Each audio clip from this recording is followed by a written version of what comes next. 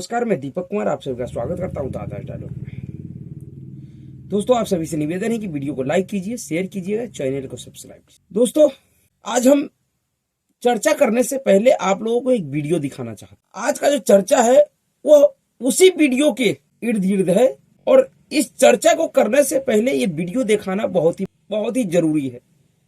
इस वीडियो को देखकर आप समझ जाइए कि चर्चा किस विषय पे होने वाला है। तो पहले आप इस वीडियो को देखिए। इस कुर्सी के अंदर कुछ ना कुछ समस्या है। जो इस कुर्सी के ऊपर बैठता है वही गड़बड़ हो जाता है। तो कहीं ऐसा तो नहीं कि इस आंदोलन से जब विकल्प निकलेगा और वो लोग जब कुर्सी पे जाके बैठेंगे, कहीं वो ना भ्रष्ट हो जाएं, कहीं वो ना गड़बड़ करने लगें। ये एक भारी चिंता है हम लोगों के मन में।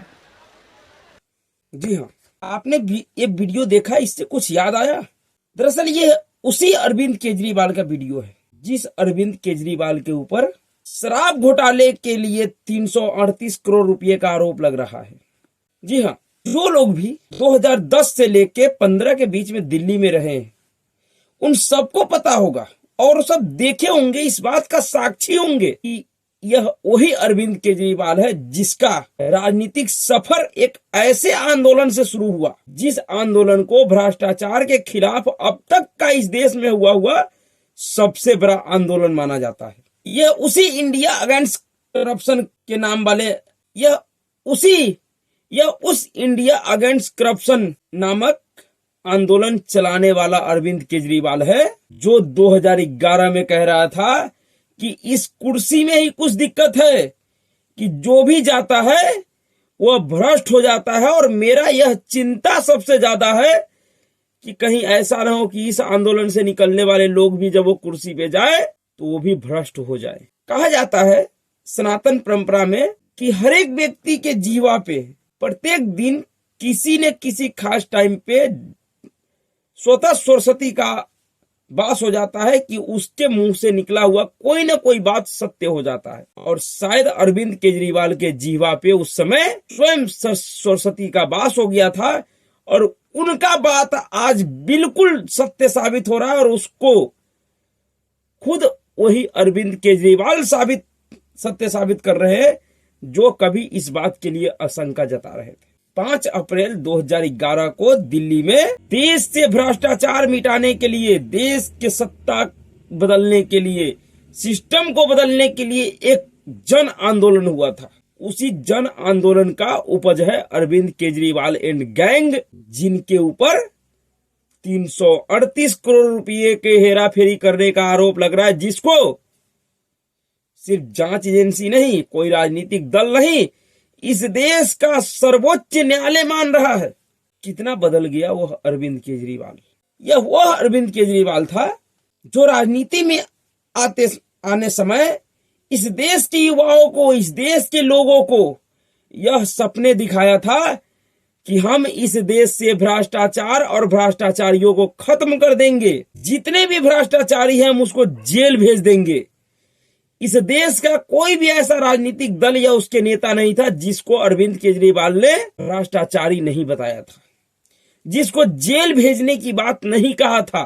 शायद अरविंद केजरीवाल के इन्हीं बातों पर भरोसा करके दिल्ली के लोगों ने केजरीवाल के प्रथम प्रयास में ही ऐसा सहयोग किया, ऐसा जनादेश दिया कि अरविंद केजरीवाल ने दिल्ली से एक ऐसे शासन सत्ता को उखाड़ फेंका जो पिछले 15 सालों से काबिज था। यह एक ऐतिहासिक बदलाव था देश की राजधानी दिल्ली में और भारत की राजनीति में कि कोई पार्टी अपने प्रथम प्रयास में ही 15 साल पुराने सत्ताधारी दल को बिल्कुल हवा की तरह उखाड़ के फेंक दे, बिल्कुल तिनके की तरह उखाड़ के फेंक दे। आज वह अरविंद केजरीवाल और उनके गैंग के लोग जेल से सरकार चलाने की बात कर रहे हैं। बदलाव देखिए, कितनी बड़ी बदलाव है अरविंद केजरीवाल एंड गैंग के राजनीतिक सोच में। दरअसल आप सभी को पता होगा कि दिल्ली शराब घोटाले के मामले में दिल्ली के मुख्यमंत्री अरविंद केजरीवाल को जांच एजेंसी ईडी यानी इन्फोर्समेंट डायरेक्टरेट ने 2 नवंबर के लिए समन जारी की। इस समन से पूरी केजरी एंड गैंग में हड़कंप मचा हुआ है। और इसी को देखते हुए अरविंद केजरीवाल के आवास पे कल एक गुप्त बैठक, उस बैठक में इस बात पे विचार करना था कि अगर अरविंद केजरीवाल को गिरफ्तार कर लिया जाता है, अरविंद केजरीवाल को जेल भेज दिया जाता है, जिसकी संभावना अभी नहीं है। केजरीवाल जेल जाएगा, इसको गिरफ्तार किया जाएगा, लेकिन इतनी जल्दी नहीं। देश की जांच एजेंसी केजरी जैसे शातिर नेता को किसी भी तरीके का कोई विक्टिम कार्ड खेलने का मौका नहीं देगा। केजरीवाल जेल जाएगा, केजरीवाल को गिरफ्तार भी करेगी जांच एजेंसी, लेकिन उस समय गिरफ्तार करेगी जब जांच एजेंसियों के पास इतना पुख्ता सबूत आ जाएगा जिसके बाद केजरीवाल को बरसों तक जमानत न मिल पाए। इन्हीं सब चीजों से डर कर अरविंद केजरीवाल मीटिंग कर रहे थे और उस मीटिंग में यह निर्णय लिया गया कि अगर केजरीवाल को जेल हो जाता है, गिरफ्तार कर लिया जाता है, तो दिल्ली सरकार और आम आदमी पार्टी तिहाड़ जेल से चलाया जाएगा। यह भी एक ऐतिहासिक फैसला होगा केजरीवाल का अगर ऐसा होता है तो। यह आजाद भारत के इतिहास में ऐसा पहला बार होगा कि जेल से कोई अपराधी, कोई भ्रष्टाचारी किसी राज्य का सरकार चला रहा है, और वो भी ऐसे लोग जो भ्रष्टाचार के विरुद्ध लड़ाई लड़के आया था, जिन्होंने इस देश के लोगों से, युवाओं से यह भरोसा दिलाया था, उन्होंने इस देश के युवाओं को, इस देश के लोगों को यह भरोसा दिलाया था कि हम भ्रष्टाचार और भ्रष्टाचारियों को खत्म कर देंगे, भ्रष्टाचार से कभी कोई समझौता नहीं करेंगे। वह व्यक्ति आज भ्रष्टाचार के आरोप में जेल से सरकार चलाने की बात कर रहा है। भारतीय जनता पार्टी मानती है कि आपके लोगों को, आपके नेताओं को सबको जेल भेज देंगे तो सरकार कैसे चलेगी, पार्टी कैसे चलेगी। तो मेरा ये कहना है कि अगर सबको जेल भेज देंगे तो पार्टी और सरकार जेल से चलेगी। हम लोग तो वो लोग हैं जिन्होंने रामलीला मैदान के संघर्ष से अपनी शुरुआत की और पार्टी जब तक सत्ता में रही संघर्षरत रही, तो वो संघर्ष दोबारा करेंगे, सड़कों से करेंगे, जेल से करेंगे, मगर दिल्ली के लोग। और यह बातें कोई पार्टी के प्रवक्ता ने नहीं कहा, दिल्ली सरकार के मंत्री और अरविंद केजरीवाल के इस समय सबसे भरोसेमंद जो राजनेता है आम आदमी पार्टी का, सौरभ भारद्वाज ने कहा कि अब दिल्ली सरकार और आम आदमी पार्टी तिहाड़ जेल से चलाया जाएगा। दरअसल केजरी एंड गैंग का जो यह बयान है, यह बयान दिल्ली के जनता का सीधे सीधे अपमान है, उस जनता का जिन्होंने केजरीवाल के ऊपर भरोसा करके कांग्रेस पार्टी के भ्रष्टाचारी नीति से, भ्रष्टाचारी चेहरे से उबकर अरविंद केजरीवाल को चुना था। अब वह अरविंद केजरीवाल दिल्ली के जनता को यह कहना चाह रहा है कि तुमने एक ऐसे व्यक्ति को चुना, तुमने एक ऐसे अपराधी को चुना जो तिहाड़ जेल से बैठ के तुम्हारे ऊपर शासन करेगा। यह अरविंद केजरीवाल एंड गैंग अपने आप को कट्टर ईमानदार कहता था और शायद अभी भी कहता है। अभी भी इन सभी चीजों के बावजूद अरविंद केजरीवाल का ही एक और मंत्री है आतिशी मार्लेना, जो शुरू से ही दिल्ली के सुपर एजुकेशन मिनिस्टर रही है।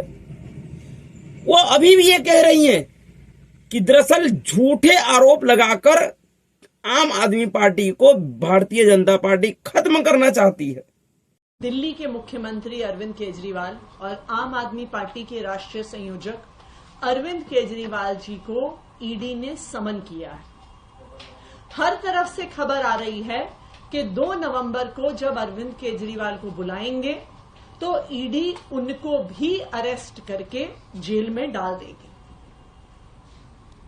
आज भारतीय जनता पार्टी और प्रधानमंत्री नरेंद्र मोदी जी आम आदमी पार्टी को खत्म करना चाहते हैं। यही कारण है कि एक के बाद एक झूठे केस बनाकर, झूठे आरोप लगाकर आम आदमी पार्टी के नेताओं को गिरफ्तार किया जा रहा है और जेल में डाला जा रहा है। आम आदमी पार्टी के संयोजक और दिल्ली के मुख्यमंत्री अरविंद केजरीवाल को 2 नवंबर को जब गिरफ्तार किया जाएगा, वो इसलिए नहीं किया जाएगा कि उनके खिलाफ कोई केस है, उनके खिलाफ कोई सबूत है। उनको इसलिए गिरफ्तार किया जाएगा क्योंकि प्रधानमंत्री नरेंद्र मोदी जी को अरविंद केजरीवाल से डर लगता है।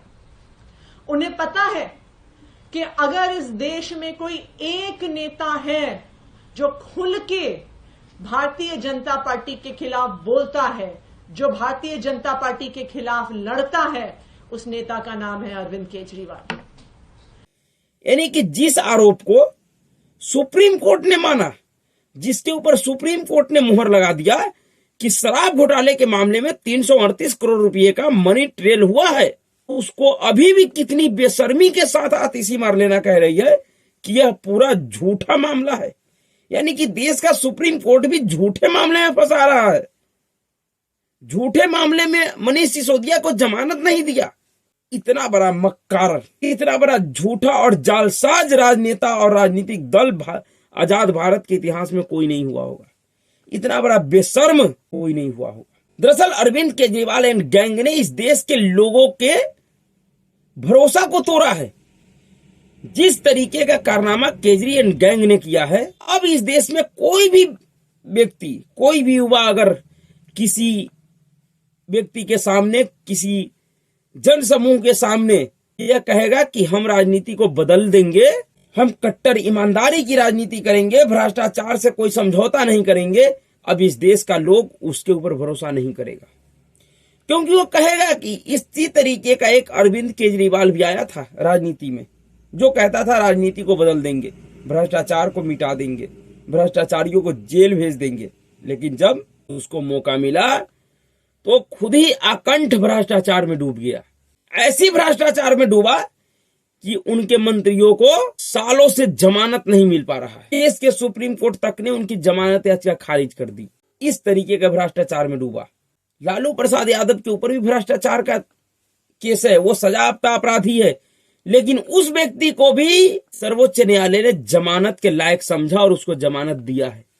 लेकिन केजरी एंड गैंग का भ्रष्टाचार इतना बड़ा और इतना षड्यंत्रकारी है कि देश का सर्वोच्च न्यायालय भी इनको जमानत के लायक नहीं माना है। और ये सब के सब कट्टर ईमानदार थे, अभी भी हैं। जेल से सरकार चलाने का रिवाज भी अरविंद केजरीवाल ने शुरू किया।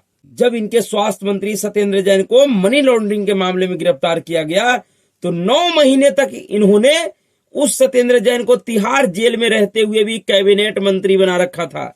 वो सत्येंद्र जैन जेल में रहते हुए भी जेल मंत्री बना हुआ था और अपना मंत्रालय चला रहा था। जेल में उनसे अधिकारी मीटिंग करने जाते थे। जेल में रहते हुए भी वो अंग प्रत्यंग में मालिश करवाते थे। केजरी एंड गैंग के लिए यह करना कोई बड़ी बात नहीं है, वह ऐसा कर भी सकता। अब देखना यह है कि 2 नवंबर को होता क्या है। क्या अरविंद केजरीवाल को गिरफ्तार करती है जांच एजेंसी? ऐसा लगता नहीं है। लेकिन केजरी एंड गैंग का वह नकाब उतर गया जो वह 2011 के अन्ना आंदोलन में चढ़ा कर बैठा था। आज पूरा केजरी गैंग पूरी तरह से नंगा हो गया है। इस देश का हर एक व्यक्ति समझ गया इसको कि यह वह व्यक्ति है जिसका भ्रष्टाचार का भूख इतना बड़ा था, जिसको यह इंडियन रेवेन्यू सर्विस में रहते हुए नहीं मिटा सकता था। यह अपने भ्रष्टाचार रूपी भूख को शांत नहीं कर सकता था सरकारी नौकर के तौर पे। इसलिए इन्होंने अन्ना आंदोलन के आड़ में सरकारी नौकरी से त्याग पत्र दिया और राजनीति में आकर अपने भ्रष्टाचार के भूख को मिटाने का प्रयास किया, जिसमें यह बुरी तरीके से फंस चुका है। तो अब आगे देखना है कि होता क्या है अरविंद केजरीवाल एंड गैंग के साथ। यह 2 नवंबर को पता चल जाएगा। तो अभी के लिए इतना ही। अगर आपको वीडियो अच्छा लगा तो वीडियो को लाइक कीजिएगा, शेयर कीजिएगा और चैनल को सब्सक्राइब कीजिएगा। नमस्कार।